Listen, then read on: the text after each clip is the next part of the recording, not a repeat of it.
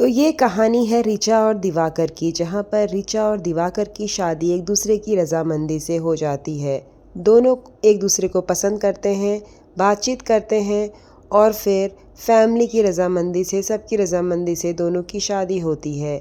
शादी के अगले ही दिन ऋचा देखती है कि उसका पति उसको ऑफिस जाने से पहले अपने रूम पे बुलाता है और कहता है कि मेरे कपड़े निकाल के दे दो। और ऋचा को ये कहीं ना कहीं अजीब भी लगता है। उसको लगता है कि कपड़े तो ये खुद से निकाल के भी पहन सकते थे, मतलब कि हर छोटी से छोटी चीज़ के लिए ऋचा का पति उसको बुलाता कि मुझे ये दे दो, मुझे वो दे दो। और वहीं पर ऋचा की सास भी ऋचा के ससुर को इसी तरीके से छोटी छोटी चीज़ें दिया करती थी, वो खुद से नहीं लेते थे।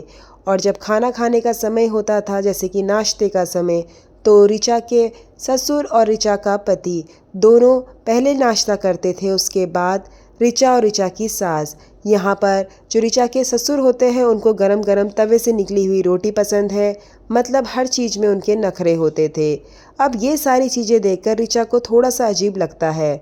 अब एक टाइम आता है जब ऋचा की सास को अपने घर से जाना पड़ता है अपनी बेटी के घर, क्योंकि ऋचा की जो नंद होती है वो प्रेग्नेंट होती है। तो इसी वजह से ऋचा की सास चली जाती है अपनी बेटी के घर और वो ऋचा को सारी घर की जिम्मेदारी दे देती है। वहीं पर ऋचा का भी डांसिंग का शौक़ होता है। ऋचा शादी से पहले डांस करती थी और वो डांस टीचर भी बनना चाहती थी, लेकिन अब उसको घर की जिम्मेदारियां मिल गई हैं क्योंकि वो अब घर पे अकेली है, उसकी सास भी वहाँ पर नहीं है। तो यहाँ पर ऋचा अपने पति और अपने ससुर की देखभाल कर रही है, वो उनके खाने का ध्यान रख रही है, उनके कपड़े धो रही है, हर चीज़ अब ऋचा को करनी पड़ रही है। जहाँ पर ऋचा के ससुर काफ़ी ज़्यादा नाराज़ भी हो जाते थे ऋचा से कभी कभी, क्योंकि वो उनके पसंदीदा खाना नहीं बना पाती थी। क्योंकि कभी वो बिरयानी बनाने को कहते तो वो उनको पसंद नहीं आती जो ऋचा बनाती थी, और वहीं पर कभी लंच देने में ऋचा लेट हो जाती अपने हस्बैंड को तो उसके हस्बैंड गुस्सा करने लगते। तो मतलब ऋचा एक तरीके से पूरे गृहस्थ जीवन में इतनी व्यस्त हो गई थी कि उसको अपने लिए तो बिल्कुल भी समय नहीं मिल पा रहा था।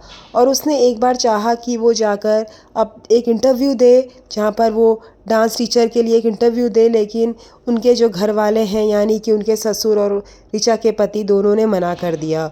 और यहाँ पर ऋचा के ससुर ऋचा से कहते हैं कि तुम्हारी जो सास है उन्होंने भी पीएचडी करी थी, लेकिन उन्होंने कोई जॉब नहीं करी। तो ये सब सुन के ऋचा काफ़ी ज़्यादा निराश हो जाती है।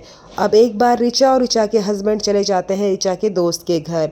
वहाँ पर जो ऋचा की दोस्त का हस्बैंड होता है वो काफ़ी ज़्यादा सपोर्टिव होता है, काफ़ी ज़्यादा कोऑपरेटिव होता है। तो ये देखकर कहीं ना कहीं जो ऋचा के हस्बैंड है उसको अजीब लगता है कि मतलब वो अपनी वाइफ को इतना ज़्यादा कोऑपरेट नहीं करता। और वहाँ पर ऋचा ने थोड़ी ड्रिंक भी कर ली थी, तो ऋचा अपने मन की भड़ास निकाल देती है और वो ये कहती है कि मैं तो अपने ससुराल में नौकरानी की तरह हूँ, मैं तो इनकी हर छोटी छोटी चीज़ों का ध्यान मुझे रखना पड़ता है, मेरे पति की तो मैं नौकरानी हूँ। और जब ऋचा का पति ये सब सुनता है तो उसे काफ़ी ज़्यादा गुस्सा आ जाता है और वो ऋचा से बात भी नहीं करता।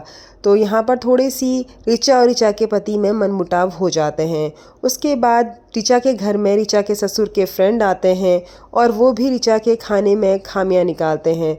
और ये सब देखकर ऋचा काफ़ी ज़्यादा डिमोटिवेट हो रही थी, क्योंकि एक तो ऋचा को जो उसके सपने हैं वो पूरे नहीं कर पा रही थी, दूसरा वो जो भी काम करती उसमें सब में खामियां निकालते।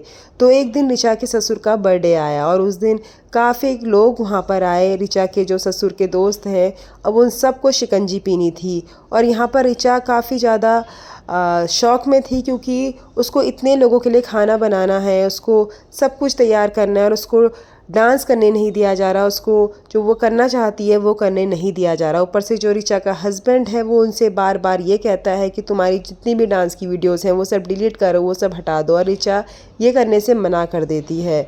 और यहाँ पर जो ऋचा के ससुर के फ्रेंड हैं वो ऋचा के डांस की मजाक बनाते हैं कि और ऋचा के जो पति हैं दिवाकर उनसे कहते हैं तुम्हारी बीवी इस तरीके से डांस करती है ना, ऐसे डांस करती है ना, क्योंकि उन लोगों ने सबने ड्रिंक करी होती है। और जो ऋचा का हस्बैंड है दिवाकर, उनको ये सब सुन के काफ़ी ज़्यादा गुस्सा आता है और वो गुस्से से ऋचा के पास आते हैं कि तुमने मेरी बात नहीं मानी, तुमने वीडियोज़ डिलीट नहीं करी।